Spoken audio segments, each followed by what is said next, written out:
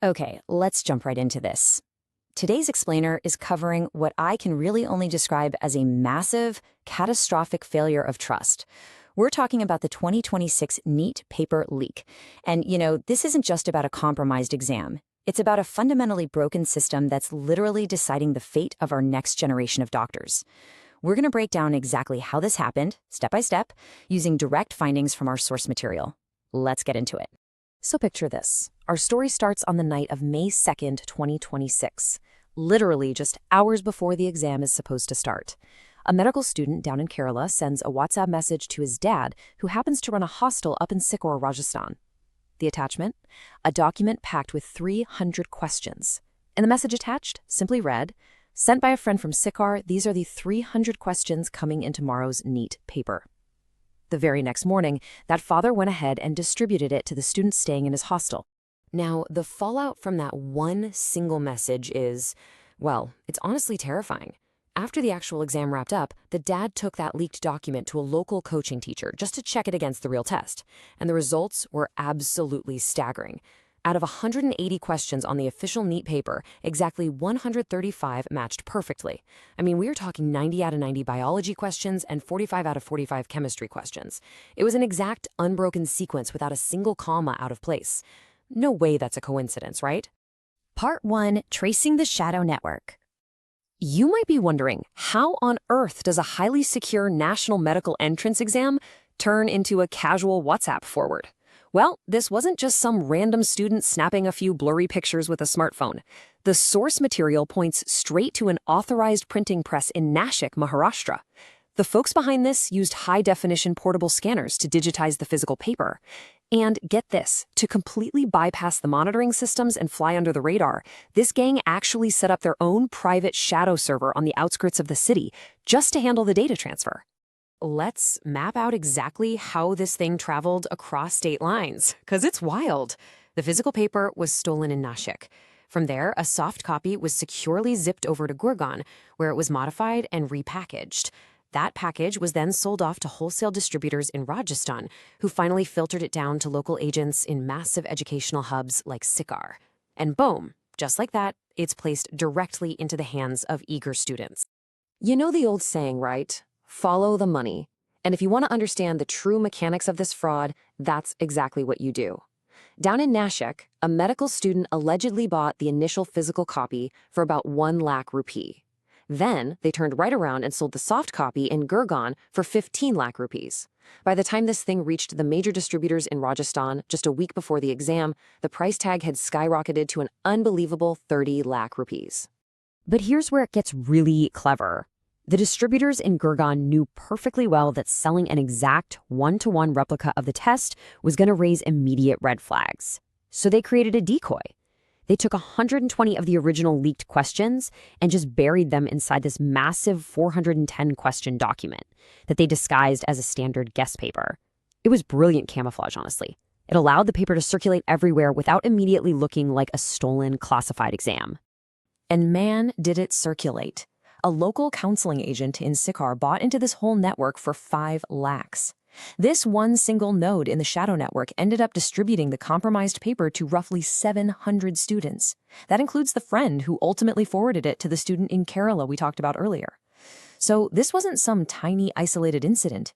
It was a massive decentralized web. Okay, moving to Part 2, Connections and Denials. Now, when a leak of this magnitude breaks, how the authorities react is absolutely crucial. Remember that dad who originally got the WhatsApp message? He actually tried to do the right thing. He marched straight to the local Sikar police. And their response? They summarily dismissed him and told him not to spread rumors. Seriously. So he bypassed them and contacted the National Testing Agency, the NTA, directly. That finally triggered alerts to the Central Intelligence Bureau and the State Special Operations Group. And eventually, on May 12th, the NTA officially canceled the exam and the CBI took over. But the initial findings from the State Special Operations Group literally jaw-dropping. They dug in and realized that the WhatsApp messages carrying the paper already had that little forwarded many times tag on them. Their conclusion? This highly classified exam paper had been bouncing around among students for up to an entire month before the test date. Just let that sink in for a second.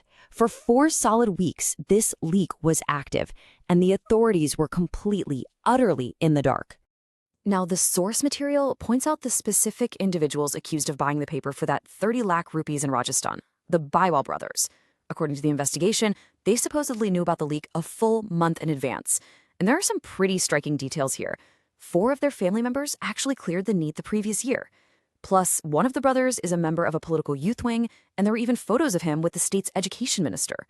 Look, we are simply relaying the source's findings impartially here, but it definitely paints a picture of some startling coincidences and connections around the prime accused. What's really fascinating here is the total clash of stories that happen next. On one side, you've got the state SOG confirming a massive, week-to-month-long systemic leak. But on the flip side, the Director General of the NTA goes public and completely minimizes the whole event. He claimed no paper was ever leaked, just a circulating PDF that coincidentally happened to have some matching questions.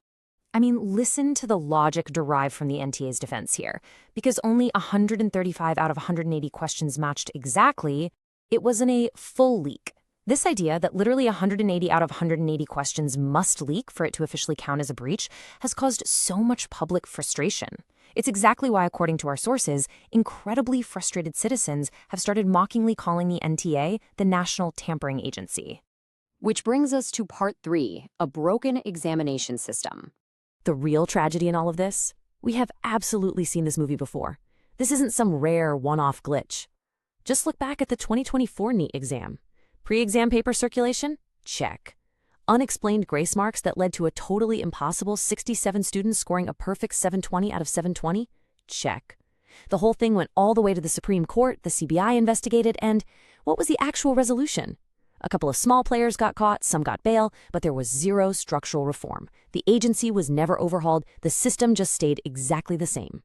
And when the public actually demands some accountability for these massive, recurring failures, the source notes a really profound lack of answers from the top. They actually point out a moment where the federal education minister was seen literally running away from reporters who were trying to press him about a CBI inquiry into the leaks. Part 4. The toll on students. While the authorities are busy deflecting and the investigations stall out, we really have to look at who is actually paying the price for this massive administrative collapse. 2.2 million students. 22 lakh. That is a staggering number of human lives, just thrown into complete chaos. These are kids who dedicated years of their lives working day and night preparing for one single day, only to have their entire futures abruptly suspended through absolutely no fault of their own. And sure, the authorities were quick to announce a re-exam with no extra registration fees. But come on, that totally misses the point.